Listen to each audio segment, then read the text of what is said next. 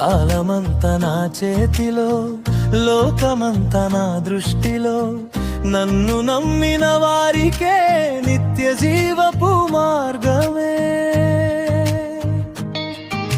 శూన్యములో శబ్దమై నేను పలికి తిని, చీకటిలో వెలుగై నేను ఉదయించి తిని, నక్షత్రముల గమ్యమును నేనే నిర్ణయించి తిని, సముద్రముల హద్దులను నేనే నియమించి తిని, పర్వతముల గంభీరత నా మహిమను చాటునే, పక్షుల గాన స్వరములు నా ప్రేమను పాడునే.